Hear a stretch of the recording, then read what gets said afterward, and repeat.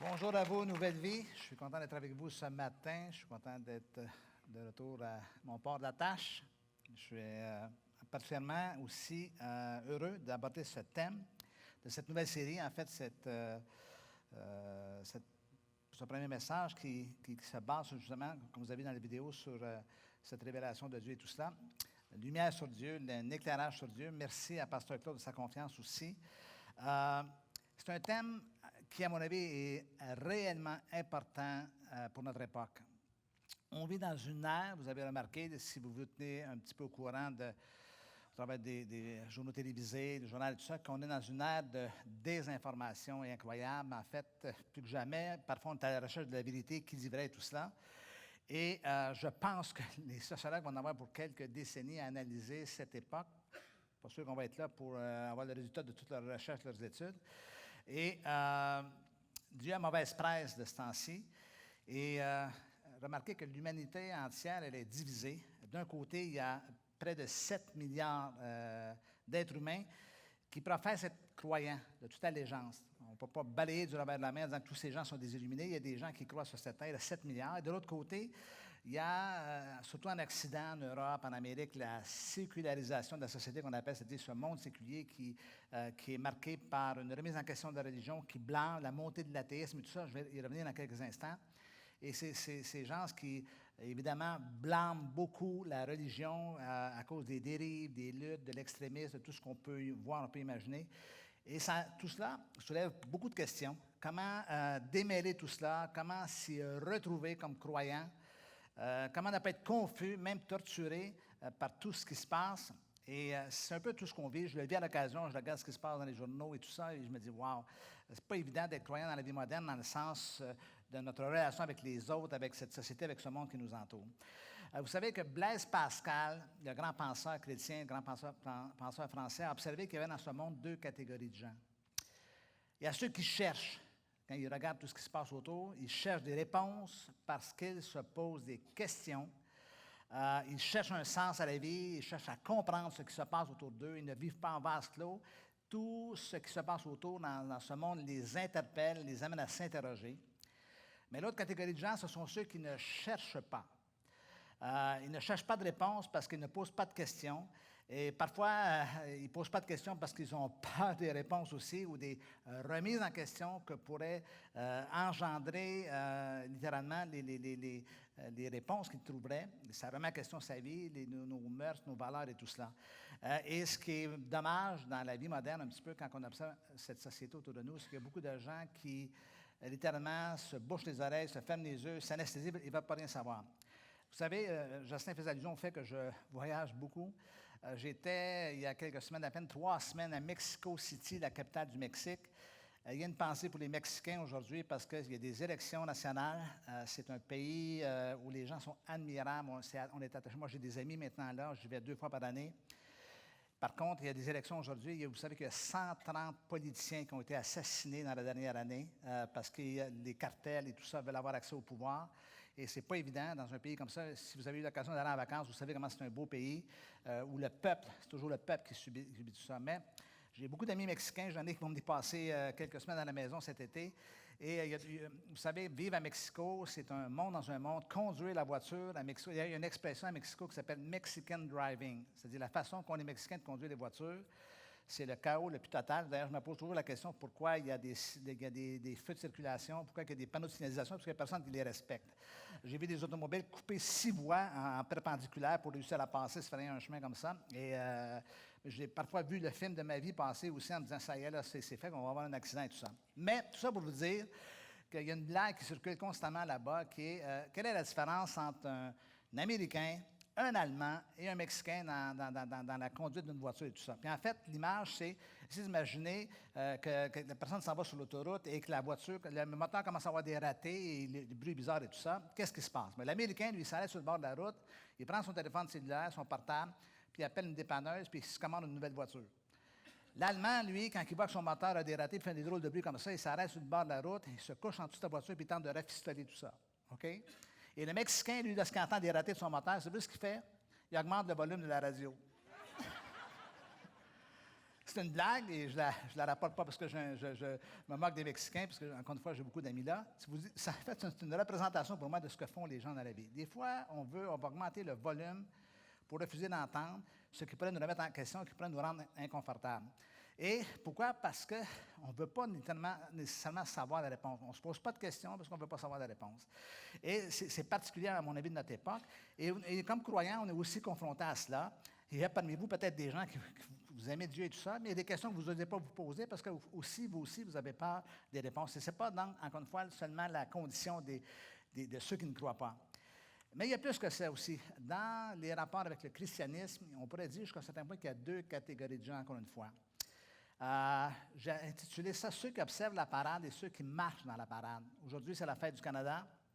Et bon, on va avoir des parades dans certaines régions du pays. Puis il y a ceux qui vont se placer sur le bord des rues pour regarder un petit peu passer la parade. Puis il y a ceux qui sont dedans.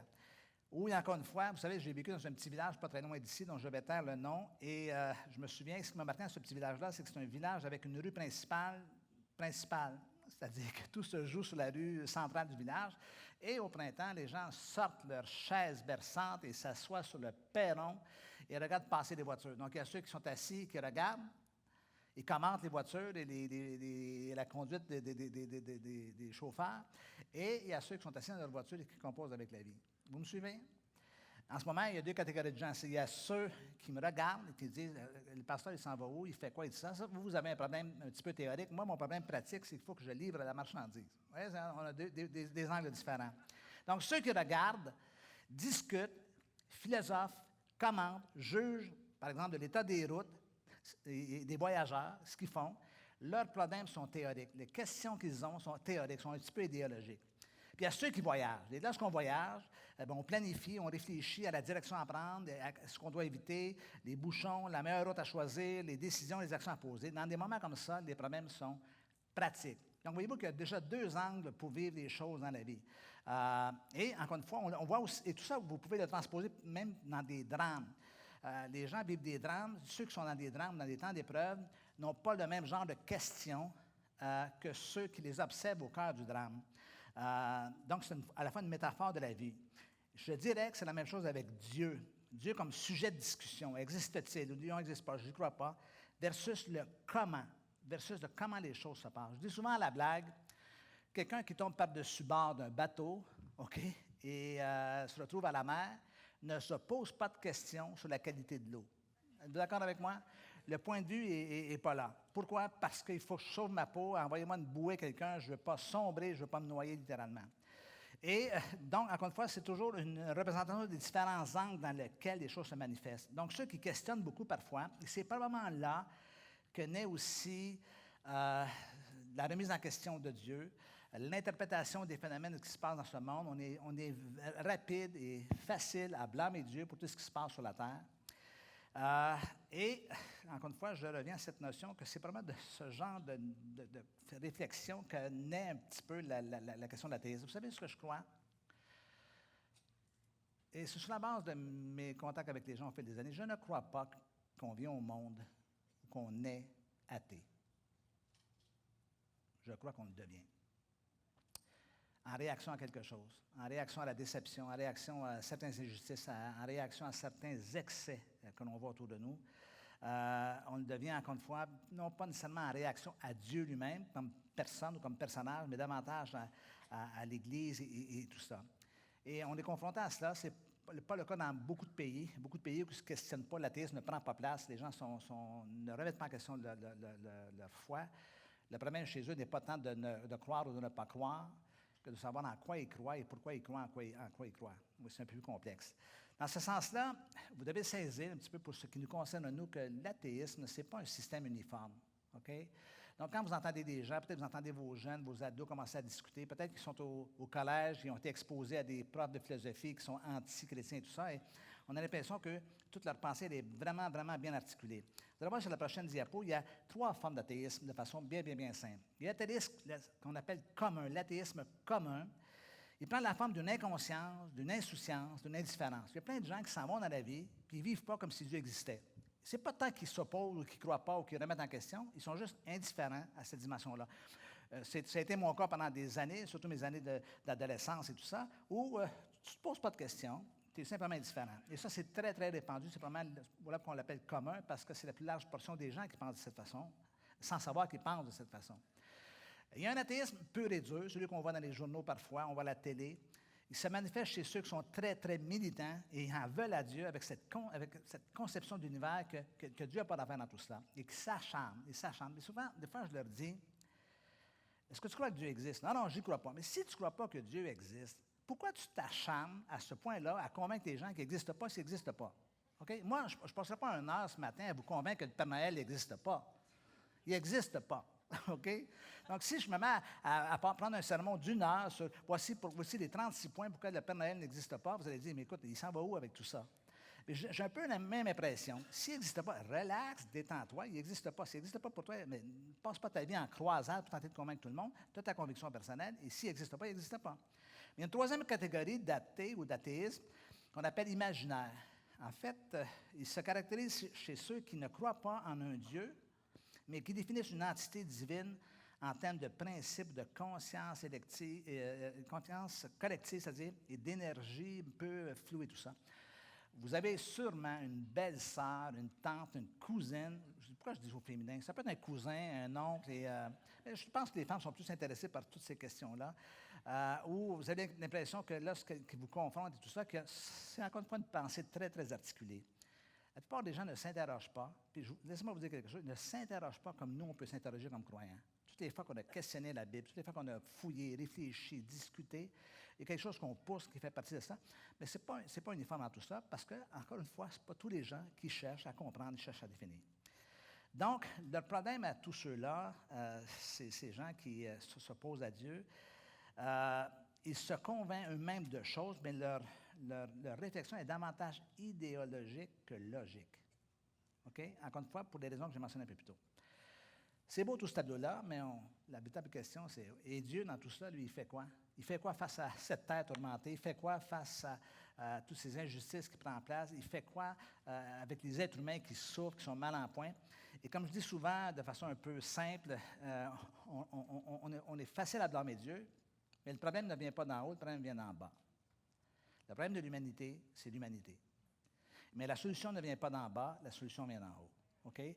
Et pour qu'il y ait cette jonction entre la solution qui vient d'en haut et le besoin d'en bas, il faut qu'il y ait quelque chose qui se passe. Il faut qu'il y ait une percée dans ce sens-là. Et voilà pourquoi je crois, et c'est le thème de ce message ce matin, que Dieu se révèle. Je vais tenter de vous l'expliquer dans quelques instants, mais juste avant, est-ce que je peux vous parler un petit peu de moi-même, juste quelques secondes? Quand je travaillais à ce message, j'ai été un peu forcé ou incité à réfléchir sur mon propre cheminement. J'ai connu le Seigneur, j'avais 20 ans, donc ça fait plusieurs années de cela maintenant. Et je sais que vous voulez savoir mon âge, ce n'est pas le but de l'illustration, là, c'est bon, OK? Je me souviens, vous savez, je suis né dans une bonne famille québécoise, des parents avec 4 garçons et tout ça. Je suis le 4e de 4 garçons. Et je ne dirais pas encore une fois, j'hésite parce que je ne veux pas donner de date, là, parce que je sais que vous allez vous mettre à compter, vous ne m'écouterez plus. Je pourrais un peu savoir, défricher un peu quel est mon âge. Une famille avec un arrière-plan catholique, sérieux, j'ai de bons souvenirs. Mes parents sont décédés, mais j'ai un bon souvenir de mes parents dans leur façon de vivre, leur façon de croire aussi. C'était quelque chose de sain, d'équilibré dans la maison. Et vous savez qu'à l'époque, ceux qui sont de ma génération savent que toute bonne famille québécoise catholique de l'époque avait dans la famille besoin d'avoir un prêtre et une religieuse. Hein? Une bonne famille québécoise traditionnelle, ça prenait ça. Hein? C'est là, wow, attends, votre fils, il est wow. OK, votre fille, ah ouais. Donc, effectivement, c'est arrivé chez nous. Mon 2e frère avait commencé à faire ses études pour la prêtrise et tout ça, fait ce qu'on appelle le grand séminaire à l'époque. Mais avec la Révolution tranquille et la fin des années 60 et la réaction de la société québécoise face à la religion, il n'a jamais terminé tout ça. Il n'a jamais fait ses vœux, comme on dit, mais il est devenu professeur de théologie à l'Université du Québec à l'époque. Ça, c'est pourquoi je vous explique ça, parce que je suis né dans cette famille-là, et cette famille était relativement bien jusqu'au moment où est arrivé le drame dans notre famille, c'est-à-dire le décès de mon père qui a bousculé un petit peu toute la famille. Moi, j'avais 8 ans à l'époque.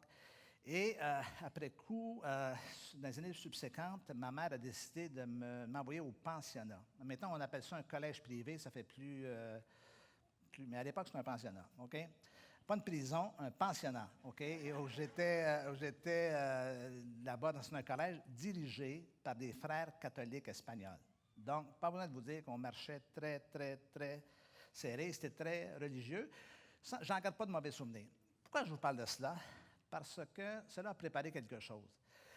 À la sortie du collège, dans les années d'adolescence, j'ai commencé à faire les 400 coups en réaction à plein de choses, les amis, vie de jeunesse, comme vous pouvez l'imaginer. Et tout cela a évolué dans le temps de façon très, très négative. En fait, je me souviens de discussions avec ma mère où je voulais ma liberté. Et quand je l'ai eue, mais elle ne m'a pas servi, parce que je l'ai utilisée pour bousiller ma vie au complet. Et le 14 février 1975 est arrivé une expérience assez douloureuse, assez malheureuse. Le 14 février, c'est mon anniversaire de naissance. Okay? Et dans notre groupe d'amis, on avait une tradition, c'était ce qu'on appelait la tournée des Grands-Ducs. C'est-à-dire que l'alcool coulait à flot, le fêté ne payait absolument rien. On faisait la tournée de tous les bars, de toutes les boîtes de nuit et tout ça. Et on avait tous hâte, hein, quand ça va de notre fête. Wow, OK? Vous avez un peu l'illusion qu'on peut avoir quand on est jeune. Et il était pas rendu, on avait commencé la journée très, très tôt. Et il était rendu vers 10 heures le soir. Et vous savez, vous voyez mon gabarit. Je ne suis pas le gars le plus intimidant, j'ai pas de tatou, je fais pas de culturisme et tout ça. Mais le problème que j'avais, c'est que j'étais un peu baveux. OK? Vous savez ce que ça veut dire? Je ne sais pas comment je cherche toujours le mot en français qui peut dire un peu baveux, un peu provocateur et tout ça. Et j'étais déjà un peu bourré, comme disent nos amis français. Et je suis sorti d'un bar et j'ai provoqué quelqu'un, mais je suis tombé sur la mauvaise personne. Il y a des gens qu'il ne faut pas provoquer dans la vie. Et je l'ai appris à mes dépens, et c'était le chef des motards criminalisés de ma ville. Et la mauvaise nouvelle, j'ai subi la raclée de ma vie. OK? La raclée de ma vie. J'ai jamais, depuis ce temps-là, vécu ce que j'ai vécu là. Le nez cassé, coup de pied, ce que vous imaginez. J'ai fini dans le fond d'une voiture. Là, dans le fond d'une voiture, vous savez, il y a des moments dans la vie où tu te retrouves face à des circonstances où tu ne te poses pas de questions sur est-ce que Dieu existe ou Dieu n'existe pas. OK? C'est comme dans un avion qui est en train d'aller cracher. C'est fou comment les croyants s'éveillent tous. Tout le monde devient croyant dans des moments comme ça. Et dans le fond de la voiture, OK, ensanglanté, j'ai crié à Dieu, si tu existes, fais quelque chose, sors-moi d'ici. En fait, même le si tu existes, je ne suis pas trop convaincu parce que j'ai toujours été convaincu que Dieu existait, mais là, fais quelque chose. Je veux sortir d'ici, OK? Certains d'entre vous, vous avez vraiment un témoignage semblable où vous êtes retrouvés dans des circonstances, vous avez crié à l'aide, à l'aide, à l'aide. Et vous savez, dans ces moments-là, on ne négocie pas. On n'est pas en train de jouer au poker. On n'est pas en train de jouer aux échecs. Là. Tu prends tout. Je veux juste sortir d'ici. Moi, je veux justement sortir. Mais le côté intéressant, et je ne raconte pas cette anecdote par hasard ou je poursuis une idée, c'est qu'après avoir crié, bien sûr, tout s'est arrêté. Comme vous le voyez bien, je m'en suis sorti. Mais dans les jours qui ont suivi, il a commencé à se passer des phénomènes étranges dans ma vie. Partout où j'allais, j'entendais parler de Dieu. J'ouvre le journal, ça parle de Dieu. Mais qu'est-ce que Dieu fait dans le journal, surtout le journal de Montréal? Je zappe la télé, ça parle de Dieu. Okay? Je m'en vais dans des lieux, Dieu. Mais là, qu'est-ce qui se passe? Un soir, j'arrive à la taverne. Vous savez, vous qui êtes Québécois aussi, je suis dans la dernière génération des tavernes réservées uniquement aux hommes. Okay? Et on se retrouvait des amis là, on jouait au billard, on jouait aux cartes et tout ça. Et à un moment donné, un soir, je suis là, et les gars se mettent à parler de Dieu. Mais eux ne savent pas ce qui se passe à l'intérieur de moi, là, OK? Et à un moment donné, il me raconte une anecdote sur un de nos amis qu'on n'avait pas vu depuis un bon moment, qui était rentré dans une histoire de religion. Et là, on se met à blaguer, à le ridiculiser, à se moquer de lui. Il n'était pas là, mais mais moi, la réaction que j'ai eue, ça a été « Oh, il faut que j'aille lui parler. » Il y a quelque chose qui m'a interpellé ce soir-là. Le soir même, je suis allé jusque chez lui. Je le connaissais bien. Je me suis assis avec lui. Et le fruit était mûr. Okay? Il m'a juste témoigné de la foi en Jésus-Christ, puis je me suis converti sur le champ. Voyez-vous? Pourquoi je vous raconte ça? Parce que Dieu a choisi de se révéler aux personnes. Il y a des moments dans la vie où, en fait, cette histoire personnelle est une démonstration d'un Dieu qui essaie de percer, qui essaie de faire quelque chose. Et maintenant, ne sous-estimez pas cette activité de Dieu dans la vie des gens qui sont autour de vous. Parfois, on est un peu désespéré par certains, soit nos enfants, conjoints, frères, sœurs qui ne se convertissent pas. Mais il y a un Dieu qui est à la recherche des êtres humains. Dieu a choisi de se révéler au genre humain. Regardez bien ce que ce texte dit dans l'Épître aux Hébreux. À bien des reprises et de bien des manières, Dieu a parlé autrefois à nos ancêtres par les prophètes. Donc Dieu a parlé, Dieu s'est exprimé, Dieu a sollicité, Et maintenant, dans ces jours qui sont les derniers, il nous a parlé par le Fils. Il a fait de lui l'héritier de toutes choses et aussi par lui qu'il a créé l'univers. Dieu a choisi, c'est son choix, on va le voir dans quelques instants, a choisi de se révéler au genre humain. Le mot révéler est intéressant. Dans sa racine, ça signifie dévoiler, lever le voile. Ça signifie faire connaître ce qui est inconnu et rendre public ce qui est secret. C'est un peu comme je vous disais, je vais vous dire un secret que personne ne sait. Ah ouais? Là, je vais dévoiler quelque chose, je vais annoncer quelque chose. Et littéralement, c'est ça le sens de la révélation, c'est que Dieu choisit de rendre public quelque chose, il choisit de manifester quelque chose qui est de l'ordre de sa personne à lui. La révélation ne signifie pas que l'homme trouve Dieu, mais Dieu trouve l'homme. Dieu partage ses secrets avec nous. Dieu nous montrant lui-même, se montrant lui-même à nous plutôt. Dans la révélation, Dieu est l'agent aussi bien que l'objet. Ça, c'est un théologien qui a dit. Que veut dire agent autant qu'objet? Autrement dit, c'est Dieu qui prend l'initiative de se présenter, lui, comme personne à chacun de nous. Et c'est ce qu'il désire faire pour l'humanité entière. Ça, c'est le désir de Dieu. Comme on va voir dans quelques instants, c'est l'initiative de Dieu. Donc, quittez cette image. Dieu ne s'annonce pas avec une pub dans le journal. Vous ne verrez pas Dieu apparaître à la télé dans une « venez me voir, je veux vous enseigner quelque chose ». C'est quelque chose, on va le voir dans quelques instants, qui est de l'ordre de l'expérience personnelle. Mais vous gardez à l'esprit cette notion que Dieu, c'est son désir de le faire. C'est pas son intérêt dans le sens qu'il cherche un intérêt personnel, mais c'est son initiative personnelle. Regardez bien ce que C.S. Lewis a dit un jour. Quand vous venez à connaître Dieu, l'initiative repose de son côté. S'il ne se montre pas, rien de ce que vous pouvez faire ne vous permettra de le retrouver ou de le trouver. Et en effet, il se montre beaucoup plus de lui-même à certaines personnes, non pas parce qu'il a des favoris, mais parce qu'il est impossible de se montrer à un homme dont l'esprit et le caractère sont dans une mauvaise condition. Donc, notre participation dans tout cela, c'est simplement dans notre ouverture. Vous savez, c'est comme le soleil. Ne blâmez pas le soleil de ne pas éclairer votre chambre, votre pièce, si vos vitres sont sales et opaques. Le problème, ce n'est pas le soleil, c'est de nettoyer vos vitres. Donc, le problème, encore une fois, c'est chez beaucoup de gens, cette incapacité à s'ouvrir à la possibilité que Dieu leur parle parce qu'ils ont, encore une fois, un a priori dans leur tête, ils ont une conviction dans leur tête, ils ont souvent beaucoup de colère contre Dieu sans qu'ils puissent prouver quoi que ce soit en concernant Dieu. Donc, Dieu décide de se révéler, Dieu veut se révéler, et il veut se révéler à chacun de nous. Et il veut continuer à se révéler constamment à chacun de nous, mais aussi à ceux qui ne le connaissent pas. Et c'est son initiative à lui. C'est lui qui décide de le faire. Et vous ne pourrez pas savoir plus que ce que lui est prêt à vous dire. C'est la même chose que pour les êtres humains. Suivez-moi bien. Connaître mon voisin est plus complexe que connaître sa maison. Je peux faire le tour de sa maison, dire « Ah, j'ai vu la maison », mais connaître mon voisin, c'est plus complexe. Plus l'objet de notre étude est complexe, plus l'apprentissage est complexe. Nous avons des limites, vous et moi, physiques, intellectuelles, spirituelles. Personne ne peut arriver à connaître Dieu dans sa totalité. Donc, si vous rencontrez quelqu'un qui dit « Moi, je connais tout Dieu », prenez un pas à l'écart et protégez-moi un tout petit peu, là, c'est un peu dangereux. Dans un autre ordre d'idée, c'est plus facile de connaître un objet inanimé qu'un objet vivant. C'est plus facile de connaître certains objets vivants, comme votre chien, votre chat, votre perruche, votre perroquet, mais c'est plus compliqué de connaître un être humain. Vous êtes d'accord avec moi? Votre chien, votre perruche, même si elle gazouille un tout petit peu, ne peut pas parler d'elle-même. Vous dites, voici ce que je suis, voici ce que je pense, voici ce que je veux. Mais les êtres humains, c'est différent parce qu'eux peuvent garder des secrets. Moi, je dis souvent, les êtres humains sont les seuls êtres de la création dotés du langage, sont les seuls capables de mentir. Votre perruche ne ment pas, votre chien, votre chat ne mentent pas. Ça, c'est humain.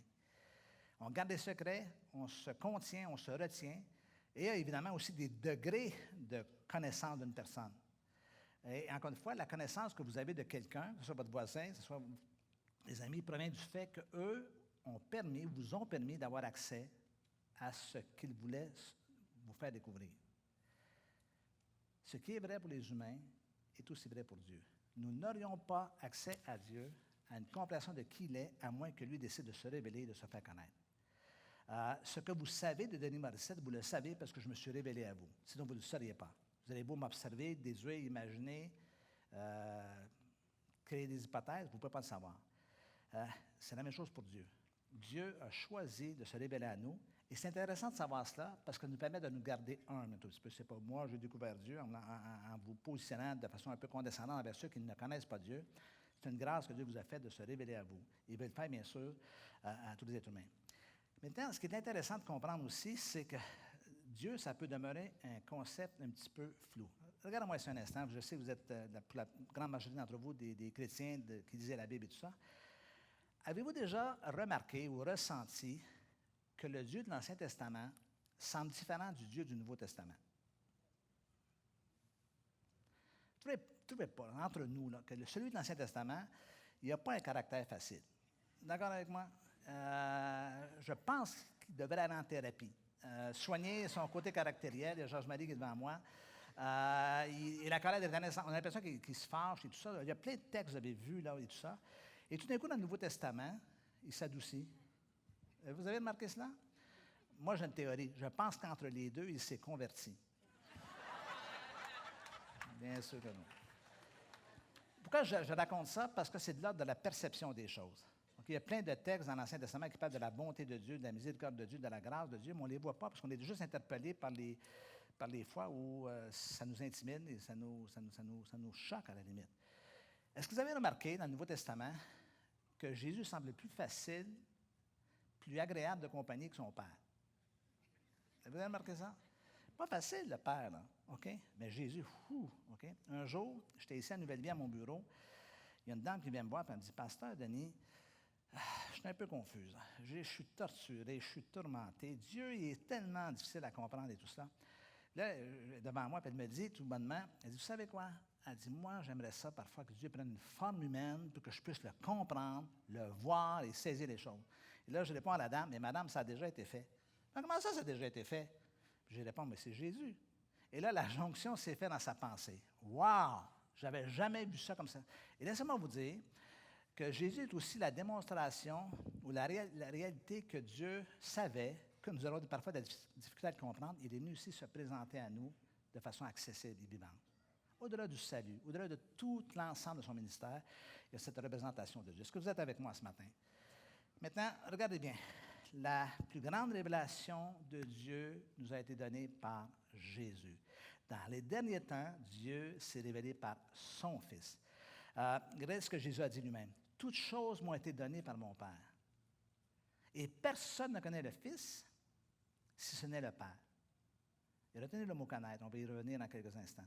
Personne non plus ne connaît le Père si ce n'est le Fils, et celui à qui le Fils veut le. Wow! Ah ouais? Nous avons eu accès à cela. Parce que le Fils nous donnait accès à cette révélation. Et Jésus est venu sur terre pour nous présenter Dieu. Et c'était tellement une image différente de la culture religieuse de l'époque que, bien évidemment, les pharisiens, les scribes, les sadducéens ont tous réagi à cette représentation de Dieu. Voyez-vous? Et c'est étonnant, et ça, c'est le drame de la religion. Pendant qu'ils adoraient Dieu dans le temple, simultanément, ils méprisaient son Fils et le crucifiaient. Donc, ça donne un peu le paradoxe un petit peu dans tout ça. Et donc, Dieu savait que les hommes auraient de la difficulté à le comprendre. Voilà une autre raison pourquoi Jésus est venu sur terre. Il nous donne accès à quelque chose qui va nous permettre de rétablir de façon plus idéale cette relation avec Dieu. Mais non seulement on a accès à cette représentation, mais aussi des bénéfices rattachés à cette révélation en tant que telle. Jésus a dit, « Or, la vie éternelle, la plénitude de la vie, pas simplement la vie après la vie, mais la vie dans la vie, c'est qu'ils te connaissent, retenez le mot connaître, qu'ils te connaissent, toi, le seul vrai Dieu, et celui que tu as envoyé, Jésus-Christ. » Et même là, Jésus ne se positionne pas en premier. Ce n'est pas de me connaître, c'est de te connaître toi et celui que tu as envoyé. Même dans ce contexte. Et vous savez, ce texte prend place dans Jean 17, c'est les textes avant, bien sûr, son jugement. Il annonce à ses disciples qu'il va mourir sur la croix et tout ça. C'est un texte très, très intime dans Jean chapitre 17. Et là, dans ce temps de prière avec Dieu, il dit, la vie éternelle, c'est que tu te connaisses, Seigneur, c'est que tu te connaisses toi, le vrai Dieu, et celui que tu as envoyé, Jésus-Christ. Pourquoi avons-nous été faits pour connaître Dieu? Quel objectif devrions-nous avoir dans la vie? Connaître Dieu. Quelle est la vie que Jésus donne? Connaître Dieu. Quelle est la meilleure chose dans la vie? Connaître Dieu. Qu'est-ce qui, chez les humains, donne le plus de plaisir à Dieu? Le connaître. Donc Dieu, non seulement se révèle, mais il ne se révèle pas juste en disant « Coucou, j'existe », il se révèle pour qu'on rentre en relation avec lui et qu'on apprenne à le connaître littéralement. Et ça nous amène donc de la révélation à la connaissance de Dieu. Connaître, apprendre à connaître, avoir la connaissance de comprendre avec clarté, percevoir adéquatement, être familier avec, c'est ça la connaissance. Connaître quelqu'un est plus que d'avoir une série d'informations sur la personne, c'est être intime avec cette personne. Je peux vous dire ce matin, je connais le premier ministre du Canada, Justin.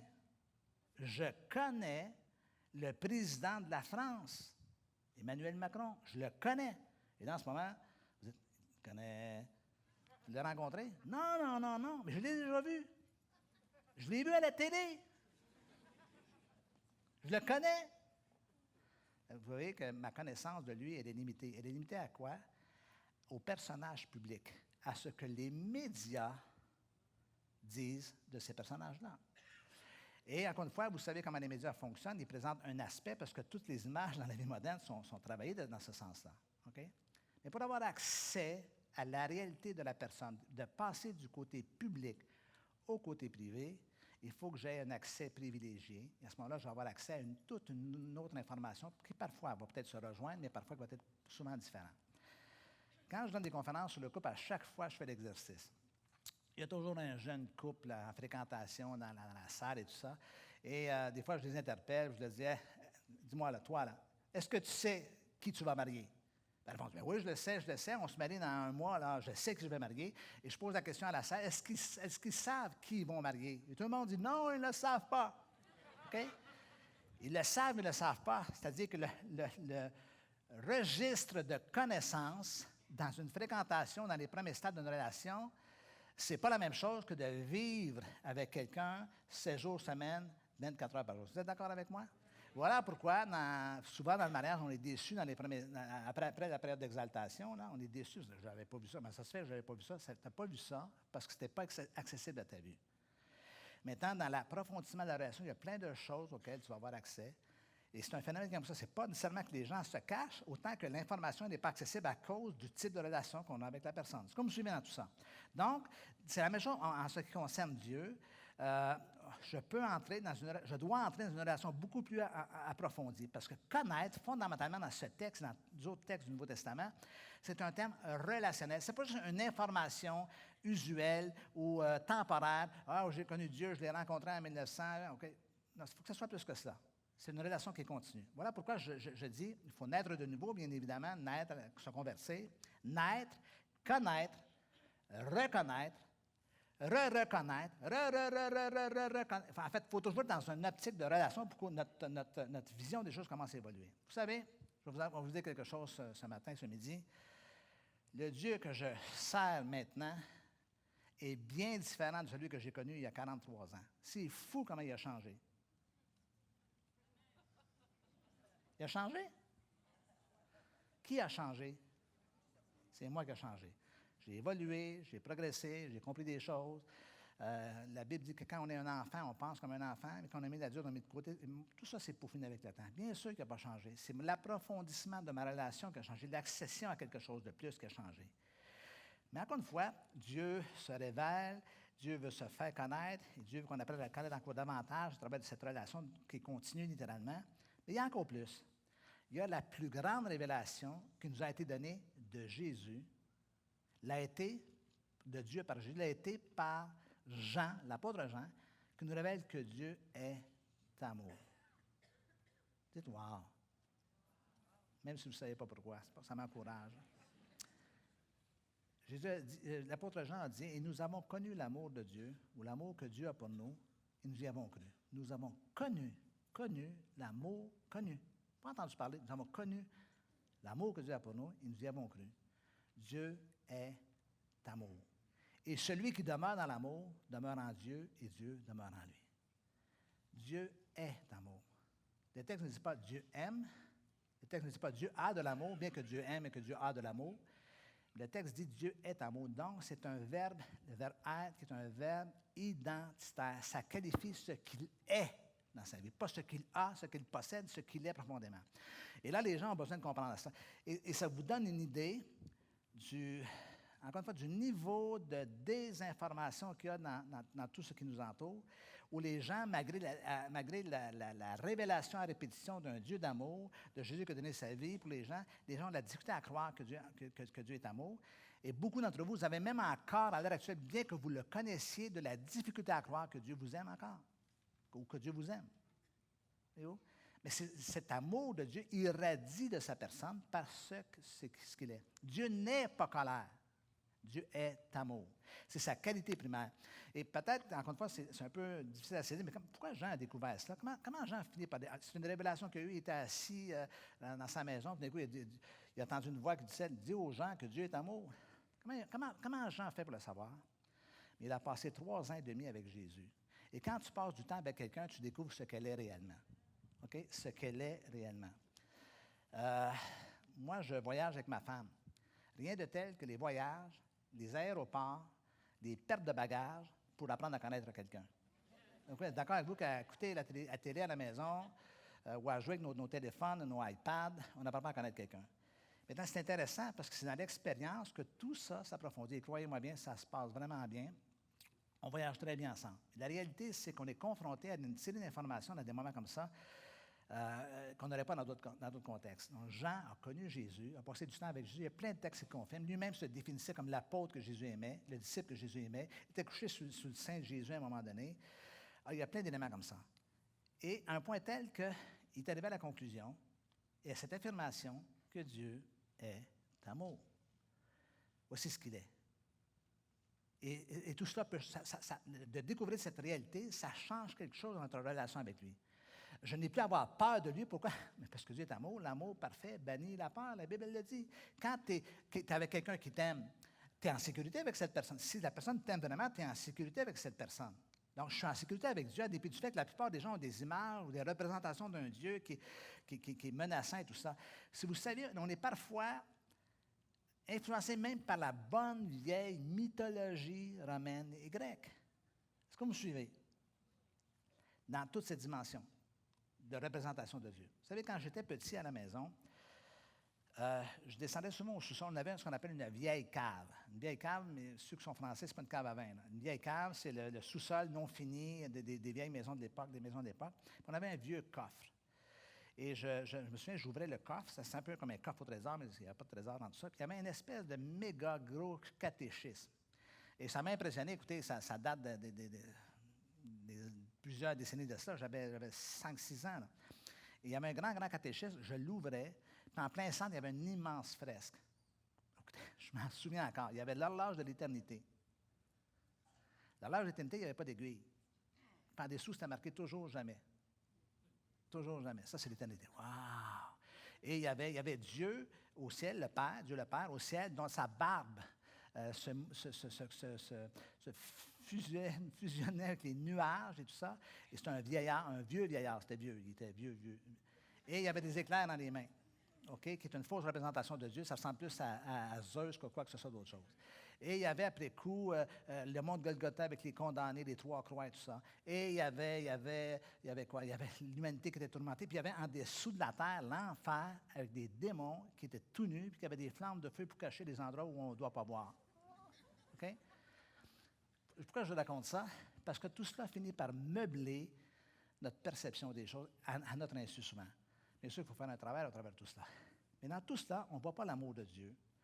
On voit, et encore une fois, la révélation s'est peaufinée au travers des siècles. Les gens ont commencé à comprendre davantage ce que Dieu était réellement, parce que souvent notre culture nous empêche de voir un peu comme un prisme les choses de façon réelle. Mais la plus grande révélation, on doit s'en rappeler constamment. Et ce que je vous dis, vous savez, qu'il y a des endroits que ça ne passe pas, cette notion-là. Ils professent Dieu, ils adorent Dieu le dimanche matin. La notion d'un Dieu d'amour, là, c'est comme dilué. Ils ne veulent pas l'entendre. Oui, mais la colère de Dieu, il y a le jugement. Oui, mais ça, c'est secondaire. L'élément primaire, c'est sa personne à lui, ce qu'il est dans son identité propre, c'est-à-dire Dieu d'amour. Est-ce que vous êtes toujours avec moi ce matin?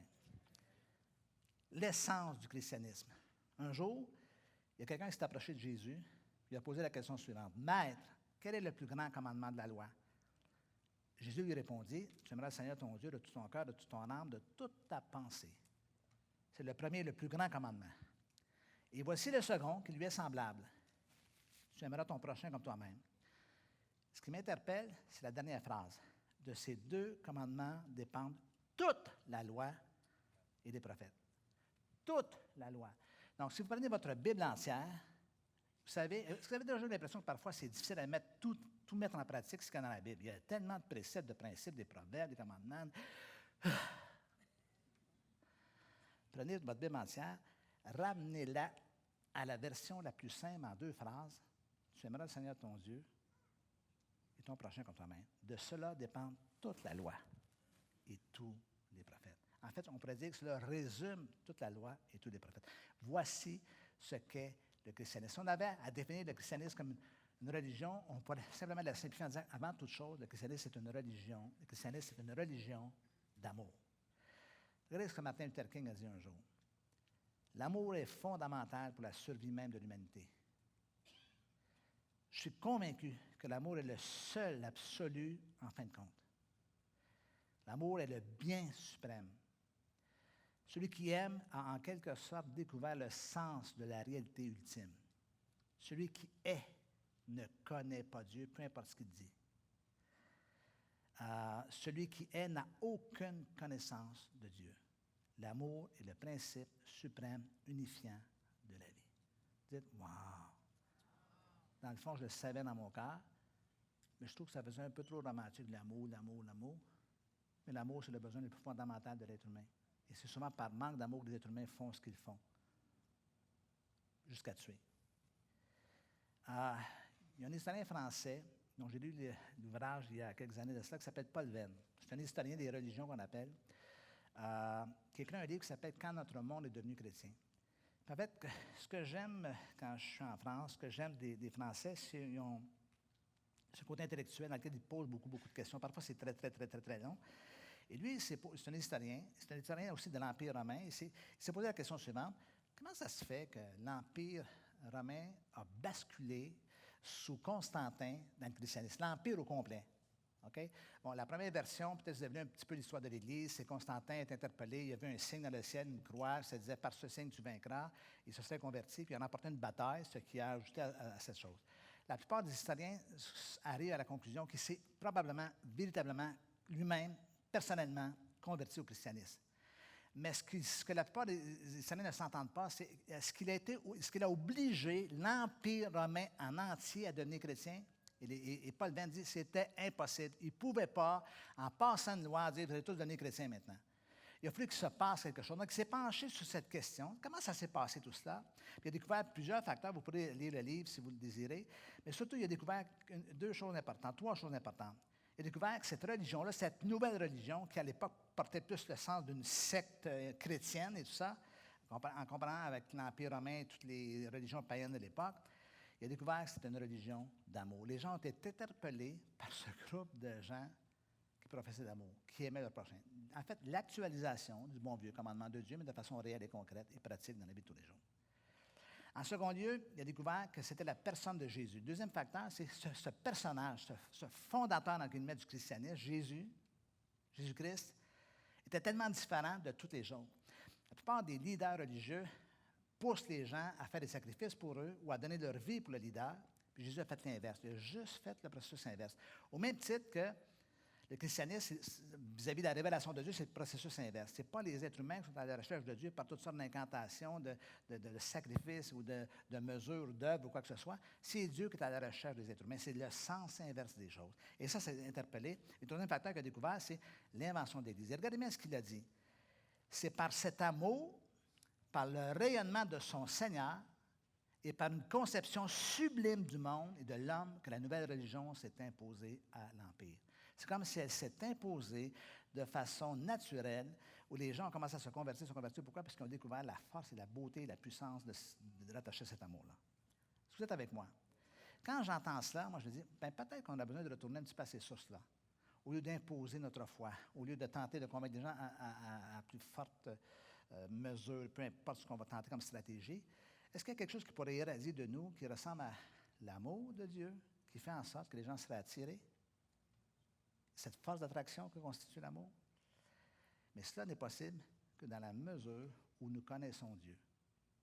Nous ne le connaissons pas dans le sens, encore une fois, ici, de conversion. Oui, pour la conversion, pour le point de départ, mais pour cette connaissance continue, cet approfondissement de cette relation où cet amour de Dieu devient quelque chose de beaucoup plus percutant, de beaucoup plus présent.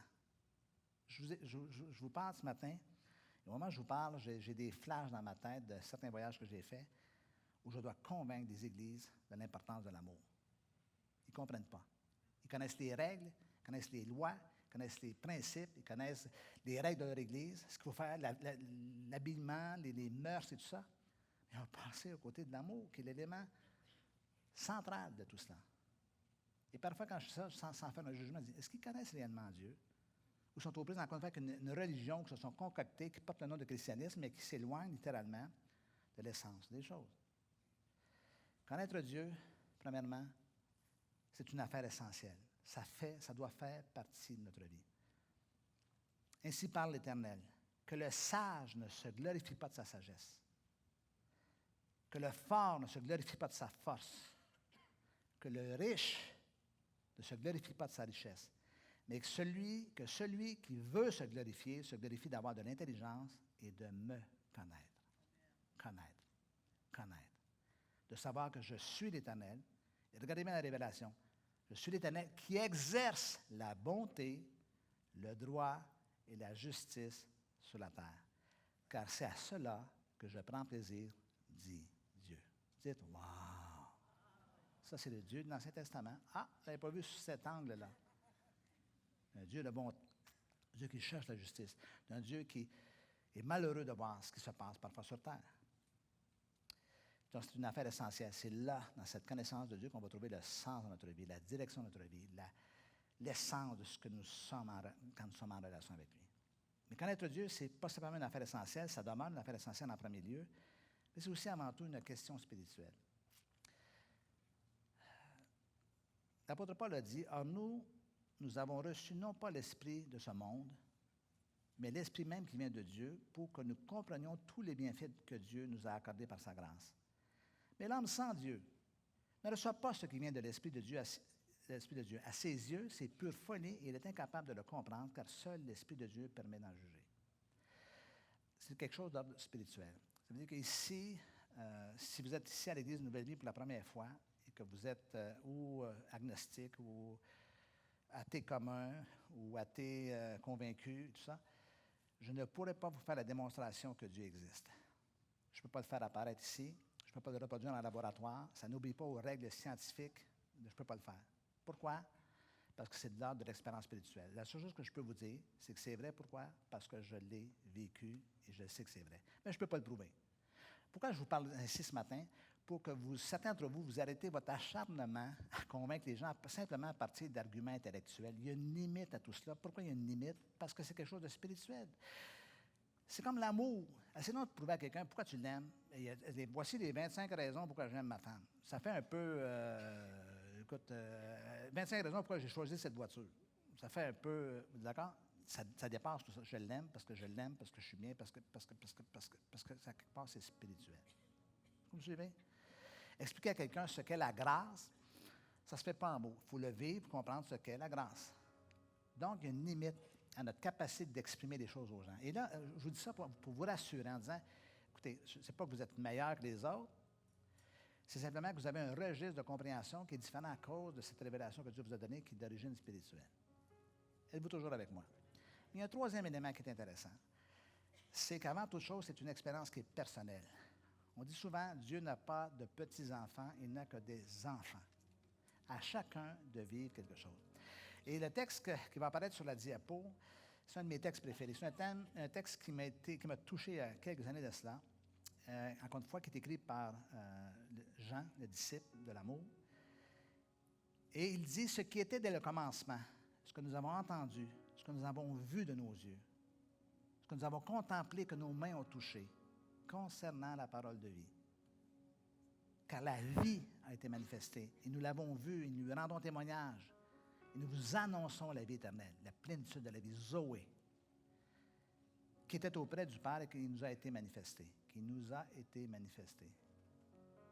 Ce que nous avons vu et entendu, nous vous l'annonçons, à vous aussi, afin que vous aussi soyez en communion avec nous, en notre communion avec le Père et avec son Fils, Jésus-Christ.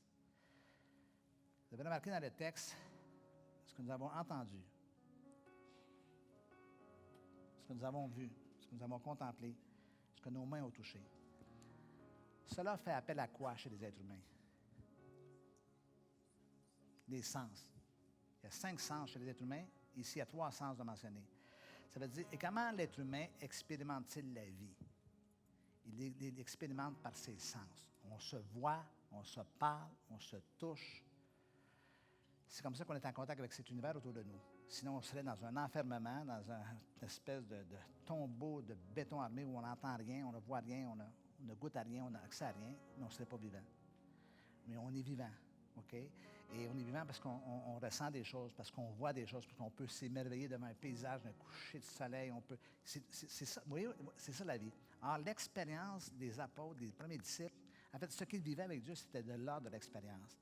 Ce que nous avons entendu, ce que nous avons vu, entendre, voir, toucher. Voyez-vous comment c'est concret? Je n'ai pas une hallucination auditive. Je n'ai pas une hallucination visuelle. C'est rare qu'on a des hallucinations au niveau du toucher. J'ai touché, c'était concret, c'était vrai, c'était concret. C'est de l'ordre de l'expérience personnelle. Et frères et sœurs, laissez-moi vous dire ce matin que lorsque vous vivez le christianisme de cet ordre-là, de l'ordre de l'expérimentation, de l'expérience-là, parce que vous savez, vous pouvez passer une vie chrétienne entière à être théorique sur des concepts, mais tout d'un coup, tout ça peut devenir pratique. Moi, je dis souvent à la blague, le christianisme, c'est super sur le papier, mais ça ne marche pas, à moins que ça soit mis en pratique. Et c'est là que tu vois que les choses peuvent s'actualiser, se manifester. Et cela, c'est de l'ordre de l'expérience personnelle.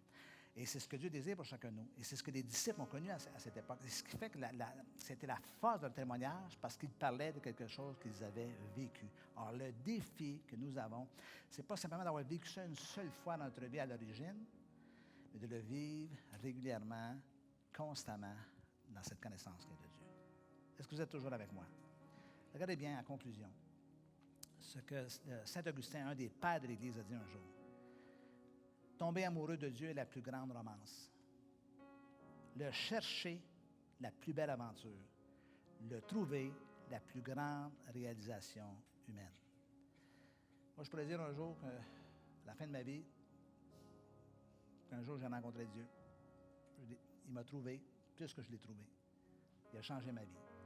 En 1975, ce fameux soir-là, lorsque j'ai eu ma vie et mon corps un peu bousculé, ça m'a amené sur un chemin de vie, un changement complet, une métamorphose, non seulement de ma personne, mais de ma vie entière.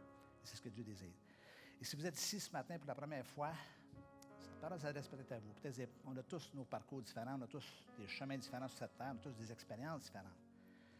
Mais Dieu, que l'on sait, c'est un Dieu personnel qui s'incarne dans mon expérience de ma vie et qui me parle de façon très personnelle dans ce sens-là. Est-ce qu'on peut dire Amen ce matin?